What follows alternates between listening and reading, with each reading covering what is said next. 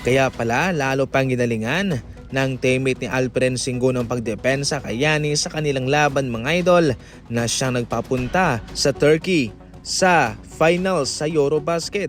Ayon kasi kay Alperen Sengun, kay Erkan Osmani ang naging responsable sa 12 points ni Giannis na siya nagpapunta sa kanila sa final sa Eurobasket kung sakaling malilimitahan daw niya si Giannis under 20 points ay kanyang bibigyan ito ng Rolex. At yun nga sa kanilang laban sa pagtatapos, kumamada lamang po ng 12 points itong si Giannis at hindi ho nakalimot itong si Alperen Sengun sapagkat hahanapan niya raw ng pinaka the best na Rolex ang kanyang teammate na si Osmani para bigyan siya ng gantimpala sa kanyang magandang ginawang trabaho sa paglimita sa pagdepensa kay Giannis. Kabilang po yun sa mga rason kung bakit ngayon ay kanilang kakalabanin po ang Team Germany sa finals.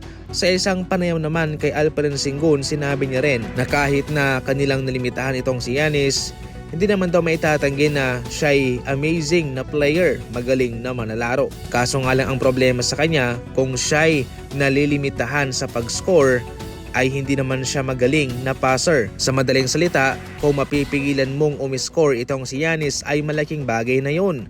Isama mo pa yung hindi masyadong kagalingan niya sa pag-assist, sa pag-playmake sa kanyang mga kasama ay malaking bagay yun para pigilan ang Greece na manalo laban sa kanila. Sa kabilang banda naman, malabo na nga makabalik itong si Cameron Payne sa Knicks sapagkat sa ngayon ay meron ng 3 mga players na magsasagupaan para pumalit sa kanyang posisyon. Hindi na masama ang ina-average nitong si Cameron Payne sa loob ng 72 games para sa Knicks. Siya nag-average ng 7 points, 1 rebounds, and 3 assists sa loob ng 15 minutes per game. Ngunit ang masaklap lang sa ngayon ay hindi na siya parte sa future plans nitong New York Knicks. Sa ngayon nga, heto ang 3 mga gwardyang makikipagbuno para sa kanyang posisyon. Ito ay sina Malcolm Brogdon, Landry Shamet at Garrison Matthews.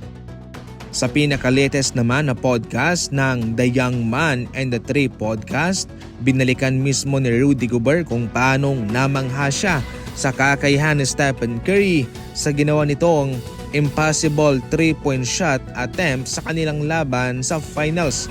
Ayon pa mismo kay Rudy Gobert sa podcast mga idol, bilang isang kompetensya ang isang laban ay siguradong mafo-frustrate ka sa gagawin ni Stephen Curry na kahit na double team man daw ang kanilang ginawa para mapigilan ng ito, sa huli ay pumasok pa rin naman ito.